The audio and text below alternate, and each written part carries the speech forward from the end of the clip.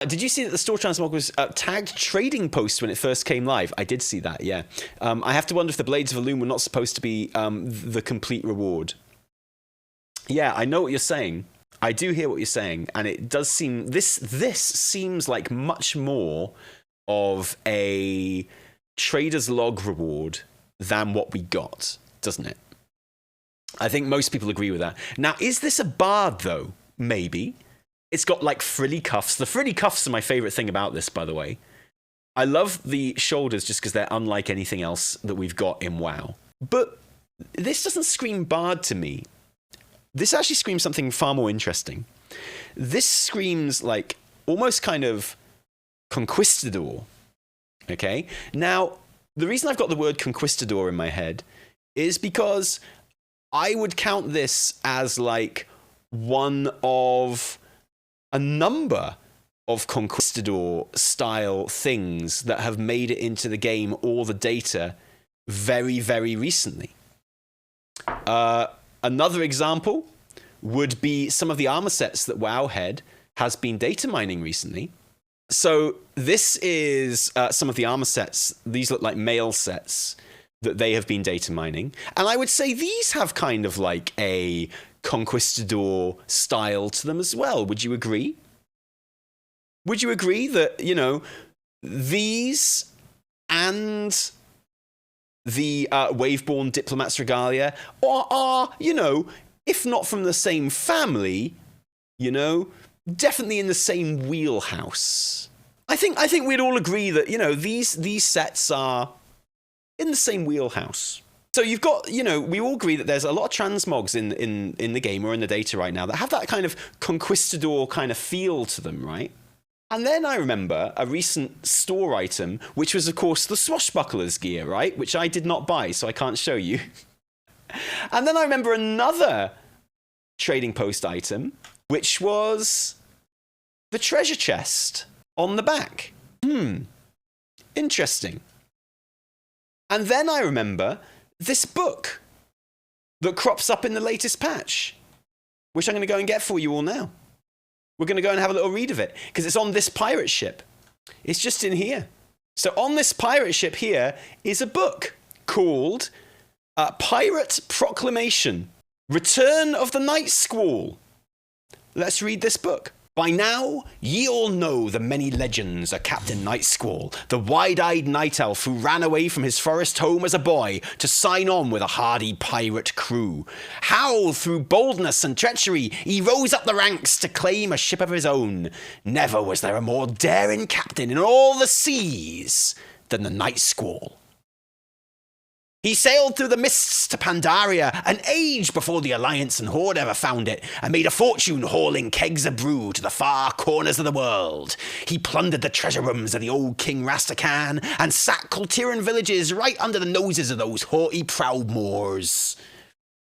Night Squall has raided more islands in the South Seas than any captain who ever sailed. They say he stashed so much gold beneath the sands of Taliesin that the island now rises 10 feet higher than when he first landed on it. Nice Taliesin reference. I like the Taliesin reference very much. But don't ye be thinking about stealing his booty now. Many's the tale of a greedy lass or laddie who tried to outsmart the Night Squall, only to end up feeding the fishies. Now it gets interesting. Ye've heard these stories 1,000 times, I know. Legends traded from one deckhand to another, until one might think the tales grew in the telling. Some might wonder if they could even have a grain of truth between them. Well, let me tell ye, they be true as straight. I sailed with the Night Squall for a spell, and I seen him do all these things, and 100 more. Of course, you've likely heard the greatest tale of them all. How after building a brand new flagship, he set sail for the west, promising not to return until he'd seen all there was of the world and taken his share. And that was years ago. And many tides have passed without so much as a whisper. Even an old salt like me started to wonder if he'd met his match. That what they say about the western storms be true, that monsters and magic make the ocean impassable to cross. That in payment for his pride, it was now Night Squall who be feeding the fishies in the halls of Neptulon. But hear me now, and though I be speaking true, the Night Squall has returned. He ain't telling tales of what he's seen on his journeys, but the hulls of the ships that made it back be full to bursting with treasures like you've never seen before. And that ain't all. The Night Squall says he's got a new prize in his crosshairs, and to claim it, he aims to build the biggest pirate fleet the world has ever known. So whether ye be Iron Tide or Bloodsail, Defias or Freebooter, all are welcome to sail under the Night Squall's flag. Follow him as your new admiral, and no navy on Azeroth will have a prayer against us. It all starts with the Dragon Isles. Plunder its secrets in the name of Dread Admiral Night Squall, and from there, the world is ours for the taking, ours. I'm simping so hard for Night Squall, I'm already making fan art and we only know his name. Yeah, me too. Me too. The world is ours for the taking. So, I mean, this is obviously extremely exciting. It refers to specifically, obviously, the lands to the west of Kalimdor that have oft been kind of mooted, and specifically names the reason why no one ever goes to the west of Kalimdor to be magical storms that are supposedly impassable. Now, and then I think about how when Dragonflight released, everything on the map got moved a little bit to the right, to the east. So if we compare the world map now to how it was before Dragonflight, Kalimdor was further to the west than it is now. With Dragonflight, Kalimdor has moved further to the east, which makes zero sense because actually the Dragon Isles is in the east, okay? The Dragon Isles is in the east of the map. In fact, everything on the map, apart from Kalimdor, is either in line with the Maelstrom or to the east of the Maelstrom. If you were going to move the map in any direction, it would make sense to move everything a little bit further to the west to spread it out better. So why have they squashed everything up more instead? Why have they moved Kalimdor to the east, creating more space to the west? Why have they done that, I wonder? Map makers off the shits. Yeah, exactly. So those things combined, and the reason we're talking about this right now is because I think the Waveborn Diplomat's Regalia, I mean, you know, there is something very Conquistador about this. There is something very Christopher Columbus about this look, right? Christopher Columbus also sailed off to the west to discover new lands that people literally didn't know were there before. Well, people from Europe didn't know were there, you know? So you've got this kind of Conquistador look. You've got these armor sets being data mined for a future patch, presumably, which again look kind of New Worldy. And I mean New Worldy as in, you know, Spanish explorers sailing to the New World to rape and pillage. But we'll ignore that bit. We'll forget that bit. You know, like very much like the Age of Discovery, right? Then you've got this book appearing in the new patch, telling us about Night Squall and his journeys to the west to discover these new continents.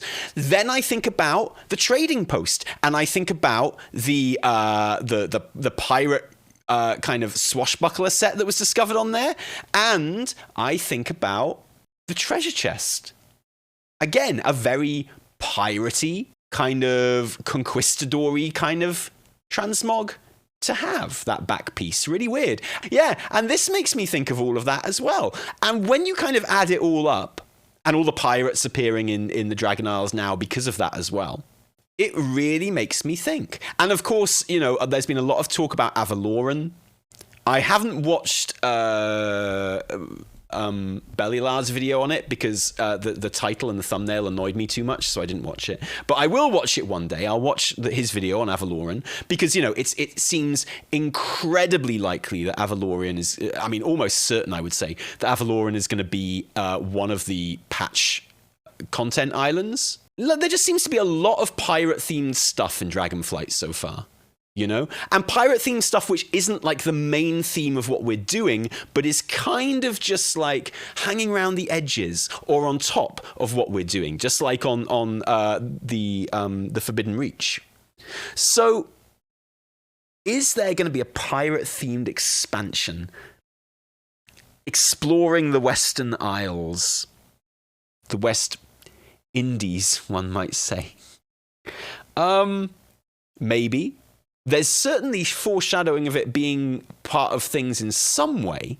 You know, right back to the Infinite Dragon appearing in the Mechagon Mega Dungeon. The Infinite Dragon pirate captain, looking back on it, does seem like a major foreshadowing for Dragonflight. Because, you know, it's quite likely we're going to get some Infinite Dragons, and now it looks very likely we're going to get some pirates as well.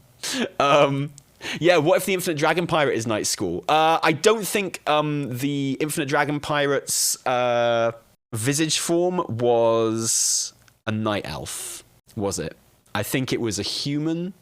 So I maybe they're setting up, Kultiran human, yeah. They can change them, yeah, but I don't think they would. For the sake of storytelling.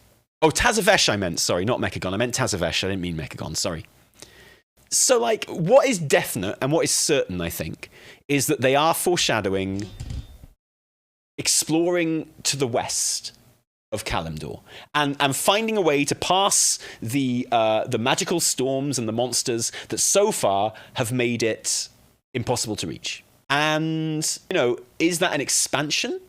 Well, I mean, it could be both, right? So I think the question is, the great thing is they're setting up having continents back there which are nothing to do with the WoW lore. Because you look at every single one of these additions to the map so far. Northrend, obviously, went there in Warcraft 3. Kultiras went there in Warcraft 3. Broken Isles went there in Warcraft 2, I want to say. Zandalar, something we knew was there and we kind of knew where it was, right? Pandaria, something that was referenced, you know, way back in other games. Dragon Isles, something that we knew was part of the topography of the known Azeroth, okay? All of these have references in old WoW lore, which is why they were kind of limited as to where they could actually put them. They had to be kind of near the Eastern Kingdoms, really. So they are clearly setting up a clean slate, which is something that Dragonflight has done a lot of anyway, kind of philosophically with the story and with the gameplay mechanics. And they are clearly setting up a whole other area that they can just open out and put as many kind of new like islands and shit on there as they want, with no restrictions to previous lore. And I think that's awesome.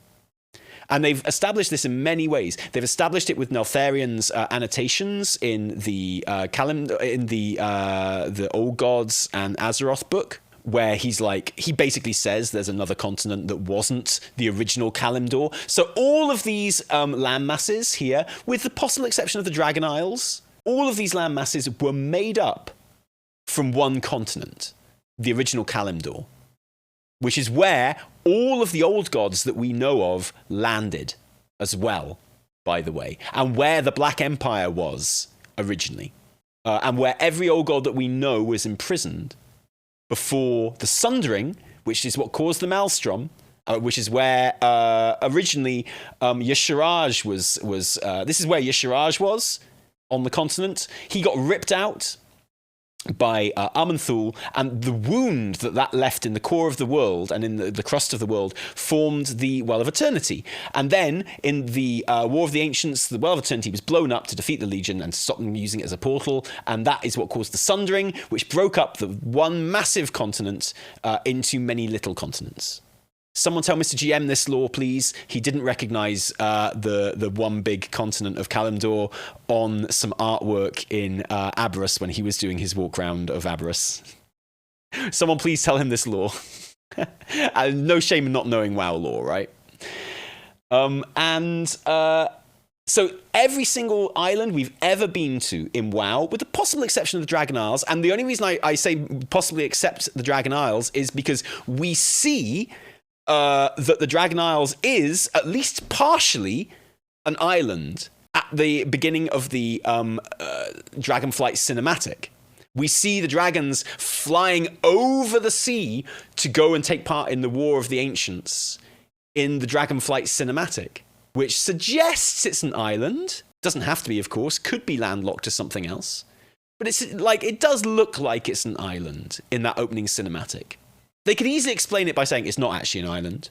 But it's possible that the Dragon Isles existed as an island away from the original continent of Kalimdor and isn't formed from land from Kalimdor. The Dragon Isles is an isle. Yeah, but the Broken Isles wasn't an island before the Sundering. That's the whole point, right? It sounds like Pandaria 2.0. Yeah, exactly. So let me just let's bring up the cinematic. So 10,000 years ago. So this is at the start of the War of the Ancients. Okay. So this is the Dragon Isles now. Oh, as it was back then. And you know, it does certainly look like an island, right? It cries out in pain. It does definitely look like an island. There's no two ways about it. It certainly looks like it's not made up of the landmass that was the original Kalimdor. To you, the Watchers. However, I would disagree that it's 1000% confirmation that it's not made up of the original Kalimdor. And as an example, I would point you to this movie, Castaway. And this scene in Castaway where Tom Hanks is on a desert island away from any other land. And he climbs up on here and he looks out over the sea because he's on an island. And he's like, oh, this is where I live. Here we go. And he looks around at the island. And I would point out to you that this movie was not filmed on an island. I would just point out to you that this movie was not filmed on an island. The landmass that this movie was filmed on is connected to other countries. It's not an island. So just because something looks like an island, it doesn't mean it is. That's all I'll say. It depends very much on camera angles. It's far away from the Green of the Burning Legion, absolutely. But also, yeah, they do say the world has been sundered at the very beginning of the cinematic. So it could even be happening after the Sundering. It could be happening after the Sundering, for sure. It does certainly look like they're on their way to join in the War of the Ancients, which would suggest that it's before the Sundering. So, who knows? We must go to its aid. But either way, it doesn't really matter. It's possible that I'm just doing this for, like, you know, completion's sake. It is possible that the Dragon Isles is the only landmass that we've visited so far that wasn't originally part of the original Kalimdor. But what we're saying is that it definitely looks like the devs are, and for me, the biggest clue is honestly moving all the landmasses on this map to the east to make room in the west for some unknown reason. When the obvious thing to do would be to move everything a little bit further to the west so you can spread out all these islands that are kind of like all jammed around the Eastern Kingdoms here. Very strange, very weird that they've done that. So yeah, it's definitely happening. If we were gonna go on a voyage of discovery beyond the Western Storms to new lands in the West, my point is that a very, very obvious transmog theme, an aesthetic theme for such a journey would be Conquistadors, would be 16th century Spanish regalia. I think the Waveborn Diplomat's regalia definitely fits that. I think these data-mined armor sets definitely fit that. Previous Stormogs had nothing to do with dragons. Cool, but it's not just Stormogs we're talking about here. It's not just Stormogs we're talking about. And by the way, there were like 3 Stormounts in the build-up to Dragonflight, which were dragons.